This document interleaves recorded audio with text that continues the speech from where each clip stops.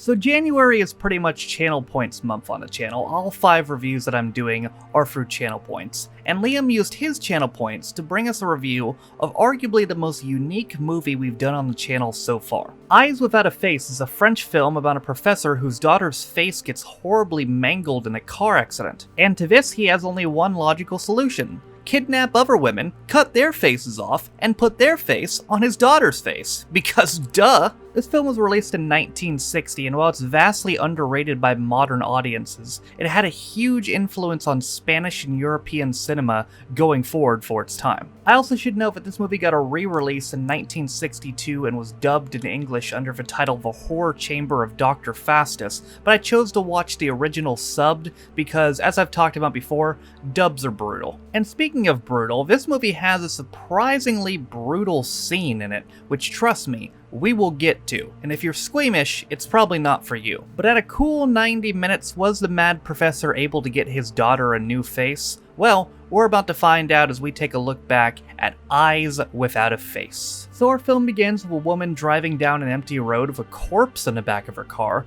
which she later dumps into a river. The woman is identified as Christiane, the daughter of a Professor Genesier. The professor attends the funeral with Christiane's fiancé Jacques, and also the lady that dumped the body in the lake. That's weird. Turns out that woman is named Louise, and she's actually the professor's assistant, and further stranger, turns out Christiane isn't actually dead, she's just cooped up at home. Turns out the woman buried in Christiane's place was actually someone kidnapped by the professor in order to attempt to perform a skin graft to replace Christiane's face with her face. Christiane is depressed and wishes for death, which is ironic because legally she is dead, but Louise urges her to have faith in her father and getting her a new face. Christiane puts her mask on and begins walking around the house, at which point she decides to call Jacques. He picks up the phone, but she's unable to say anything before he hangs up. Meanwhile, it looks like Louise is going back to work as she begins chatting up a Swiss woman named Edna. She tells Edna that she's got somewhere for her to stay, and she lures her back to the professor's house. Edna is a little bit uncomfortable, but she doesn't get uncomfortable quick enough as she gets motherfucking chloroform. They put Edna into their secret operating room while, unbeknownst to them, Christine watches. Christine goes to examine Edna but gets distracted by the multitude of dogs that her father keeps in cages in order to perform experiments on them. She then goes back and does examine Edna, at which point Edna wakes up screaming, and we get our first and only look of the whole film at Christine's mangled face. Now this is that squeamish scene I was talking about, because they perform a full-ass skin graft in which they remove this lady's face,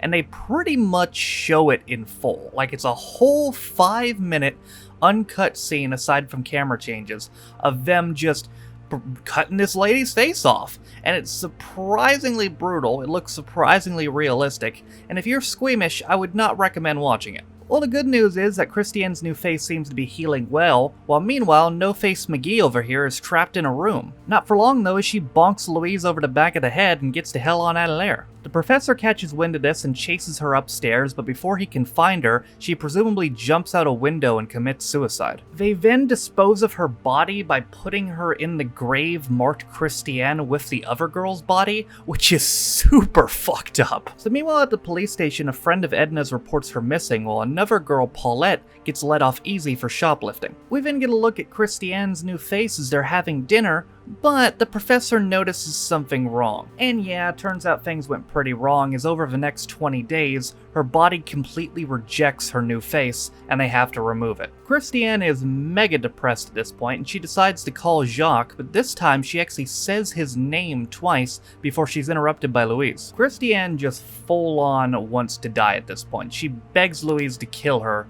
before she just straight up faints. Meanwhile, Jacques reports the phone call to the police station, but the police don't have anything to go on. However, they mention that there was a report about a woman with a pearl necklace, which Jacques realizes is Louise. The police then call the shoplifter Paulette back and tell her to dye her hair blonde and check herself into the professor's clinic, complaining of migraines. She does just that, and after she's declared healthy and released, she's picked up by Louise. And we just cut straight to the chase now, as the professor's about to cut her goddamn face off before Louise interrupts him and tells him that the police want to see him at the clinic, which luckily is just a short walk through the trees. The police aren't able to find anything suspicious though, and they let it go, although Jacques is still uneasy. Alright, well there's only 5 minutes left in the film then, surely that's it, they got away with it. Oh no they didn't.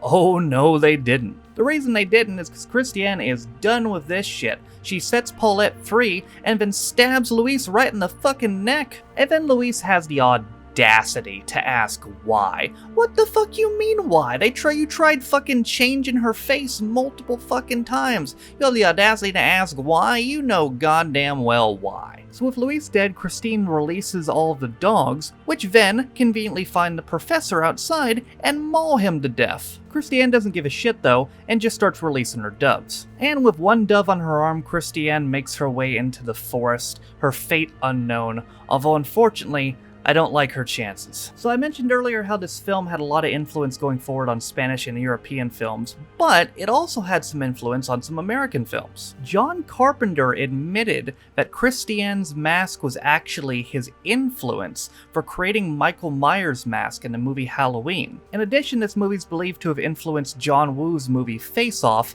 and well, I don't think I really need to explain that one. And as one last piece of trivia, singer Billy Idol actually credited this film with giving him the idea for his song Eyes Without a Face, which actually ended up being his first top 10 hit in the United States. Now admittedly, if you're squeamish, then maybe this film isn't for you because that face-off theme's pretty brutal, and if you don't like sub-films, then maybe this isn't for you. But if you're fine with both of those things, I would recommend checking this out, because this really does hold up incredibly well despite being so old. I also just realized that this came out the same year as Psycho did as well. 1960 was not a bad year for horror films, huh? And again, much like Psycho, this movie had much of an impact, but unlike Psycho, this movie is vastly underrated nowadays, so check it out if you get a chance. This is the first review I've ever released on a Tuesday. I had to because I had to reorganize the schedule due to something coming up, but there will still be a review this Saturday as we take a look back, or just maybe do a review, of the greatest film of all time, Miami Connection. But that, ladies and gentlemen, is going to do it for my review of Eyes Without a Face. Again, tremendous horror film. Check it out if you get a chance. It had a great impact and is vastly underrated at the same time. But that is going to do it from me today. Thank you guys for watching. If you want to follow any of my social media links, they're all in the description down below. Thank you to all 58 of my patrons listed in the description for your constant support of me and my channel. Thank you again, Liam, for using your channel points to request this. I enjoyed it a lot. It was definitely the most unique thing I've probably ever done on the channel. With all that being said though, my name is Tafferstein. This has been my review of Eyes Without a Face, and I'll see you guys next time.